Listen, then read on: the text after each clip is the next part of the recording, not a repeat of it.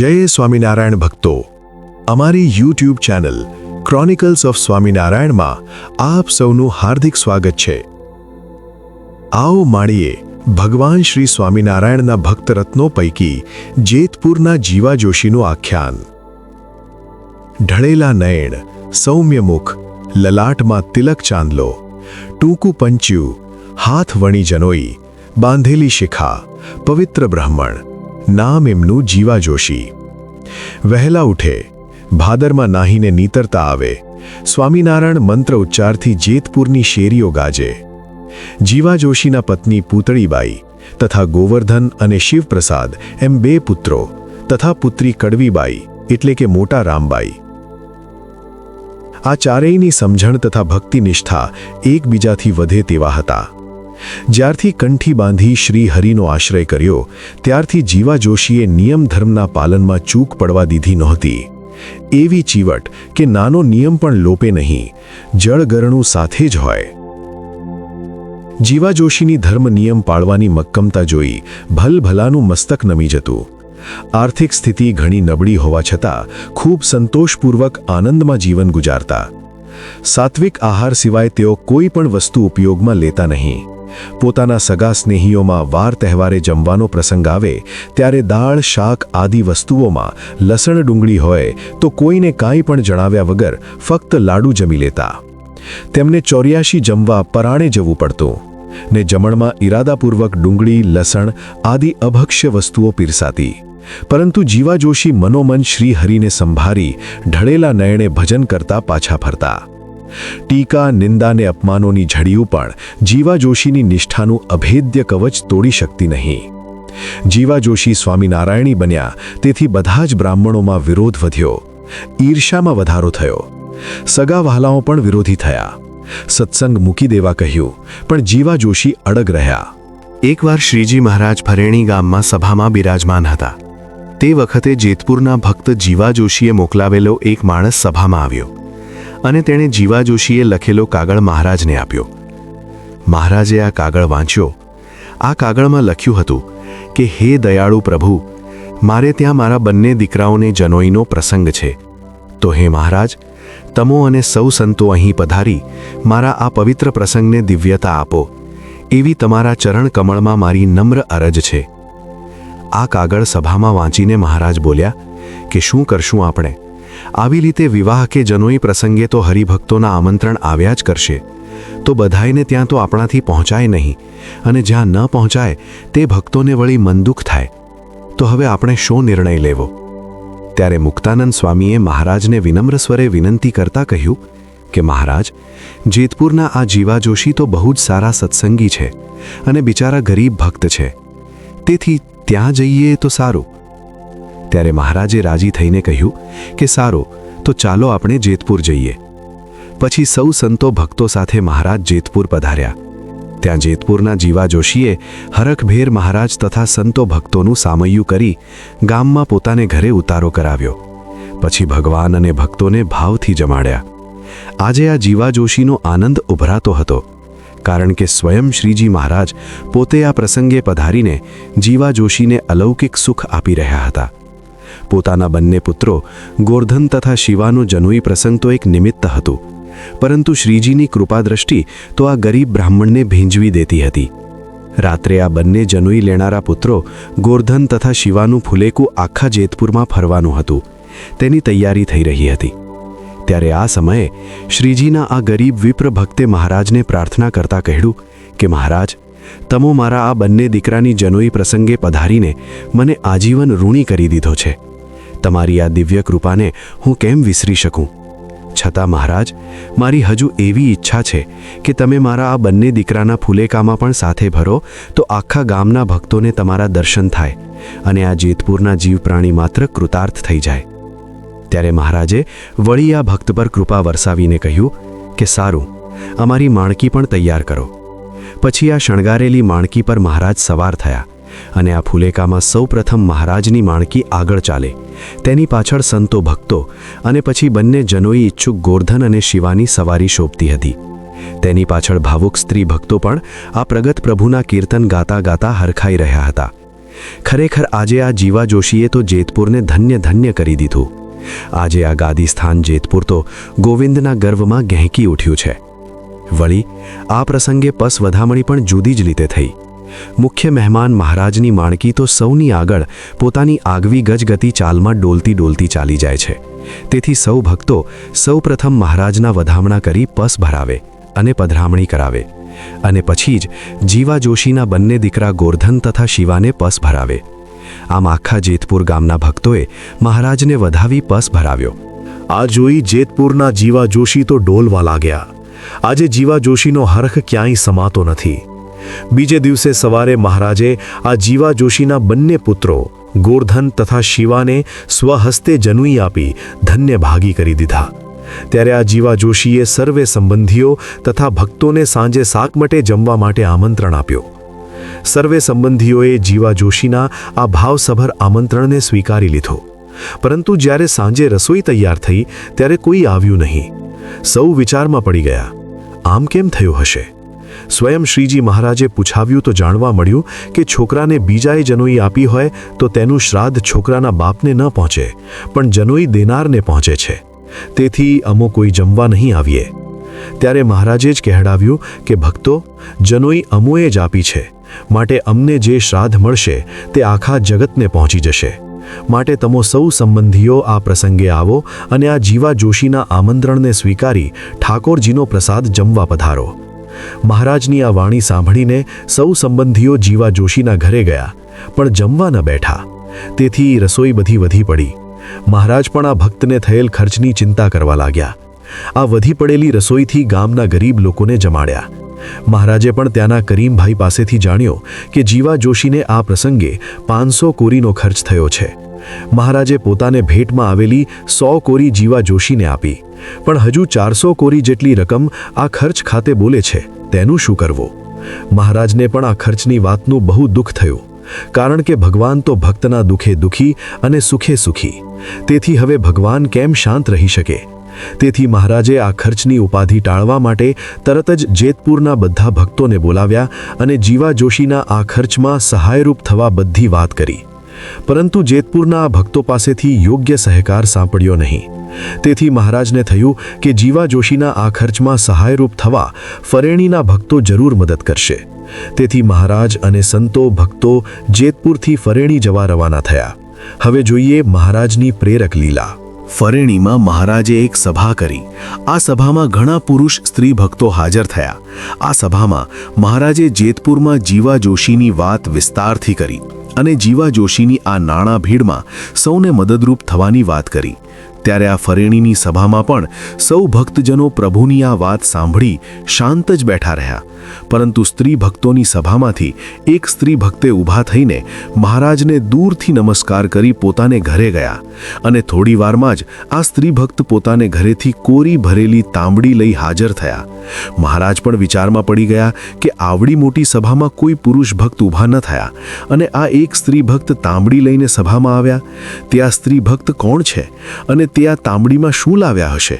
ત્યાં તો આ સ્ત્રી ભક્ત મહારાજના પગમાં પડી ગયા અને પોતે લાવેલ તાંબડી મહારાજને ચરણે ધરી દીધી. ત્યારે મહારાજે પૂછ્યું કે આ તમે શું લાવ્યા છો? ત્યારે આ સ્ત્રી ભક્તે કહ્યું કે મહારાજ, જીવા જોશીને આપવા માટે આ તાંબડીમાં કોરી લાવી છું. ત્યારે મહારાજ પણ વિચારમાં પડી ગયા કે આ સ્ત્રી ભક્તની શ્રદ્ધા અને હિંમત તો જુઓ. પછી મહારાજે સભામાંથી જાણ્યું કે આ સ્ત્રી ભક્ત તો મારા ભાવિક ભક્ત વૈરાગી હરિદાસના ધર્મપત્ની છે.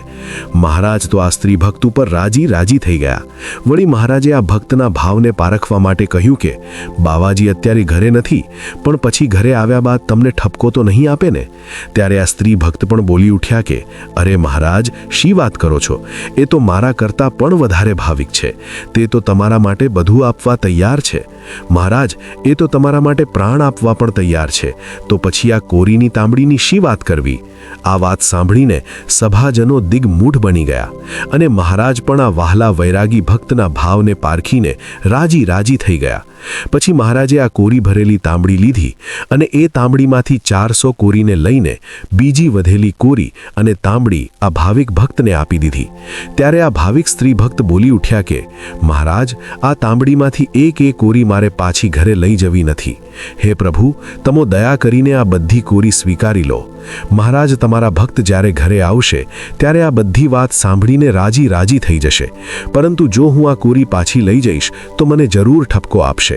માટે મહારાજ, મારા પર દયા કરીને આ બધી કોરી લઈ લો તો સારું. ત્યારે મહારાજે હસતા હસતા કહ્યું કે અમારા ભક્તને તમે કહી દેજો કે અમારે 400 કોરીની જ જરૂર છે.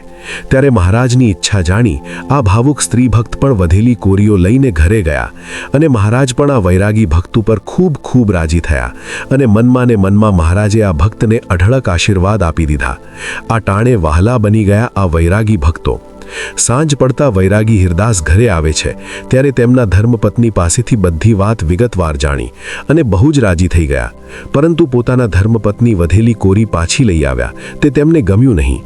તેથી વૈરાગી સાધુ ઊંચા અવાજે બોલવા લાગ્યા કે તે આ કોરી કેમ પાછી લીધી? અરે મહારાજ, માટે તો આપણે ખપી જવા પણ તૈયાર છીએ, તો પછી આ કોરી પાછી કેમ લઈ આવી? ત્યારે તેમની સ્ત્રીએ કહ્યું કે મહારાજની આજ્ઞા હતી માટે વધેલી કોરી લાવી છું. ત્યારે આ વૈરાગી સાધુ શાંત થયા. જ્યારે અન્ય કોઈ ટાણું સાચવી ન શક્યા ત્યારે આ ફરેણીના વહાલા વૈરાગી ભક્તે ખરું ટાણું સાચવી મહારાજની કૃપા મેળવી લીધી.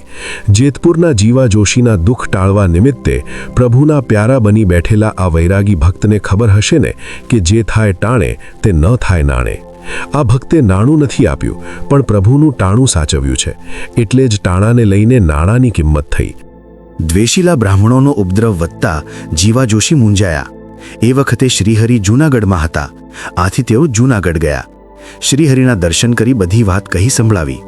શ્રીહરિએ વિષમકાળમાં ધીરજ રાખવી એ સંબંધી ખૂબ વાતો કરી જોશીને અત્યંત ધન્યવાદ આપ્યા. પોતા પાસે જે કિંમતી વસ્ત્ર ઘરેણાં ભક્તજનોએ અર્પણ કર્યા હતા તે બધા જોશીને આપી દીધા અને ભલામણના 2 કાગળો લખી આપ્યા. તેમાં એક કાગળ પીઠવડીના પટેલ, ભગામુળા વગેરે સમસ્ત સત્સંગીઓ ઉપર લખ્યો.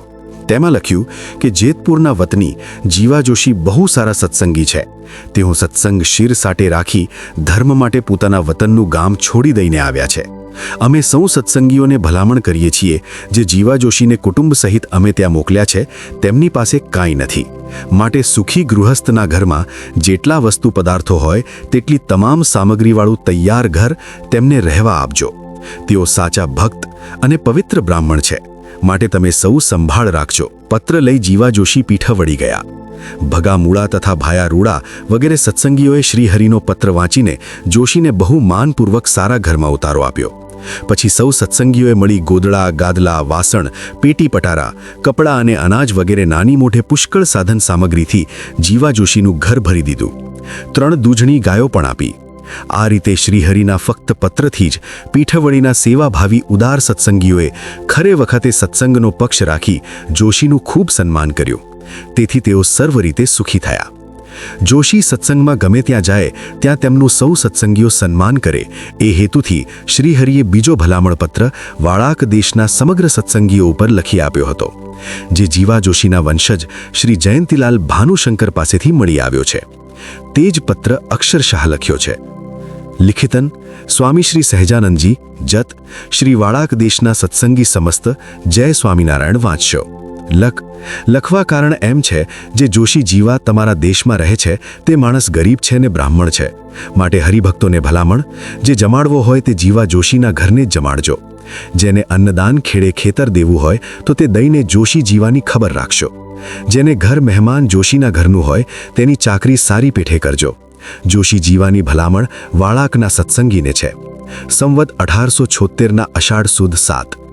જીવનના છેલ્લા શ્વાસ સુધી કુસંગીઓ સામે ઝઝૂમતા પોતાના નિયમ ધર્મમાં ચુસ્ત રહી શ્રીહરિના અનન્ય ભક્ત જીવા જોશીએ સંપ્રદાયના સત્સંગ ઇતિહાસમાં પોતાનું નામ યાવદ ચંદ્ર દિવાકરો કોતરી દીધું છે. જીવા જોશીની એકની એક દીકરી, નામ તેનું કડવી, તે પણ પિતાના સંસ્કાર લઈ સાસરે ગયેલી. સાસરિયા સ્વામિનારાયણ નહીં એટલે પજવડી ખૂબ થાય. દીકરી બધું સહન કરીને શ્રીહરિનું ભજન કરે.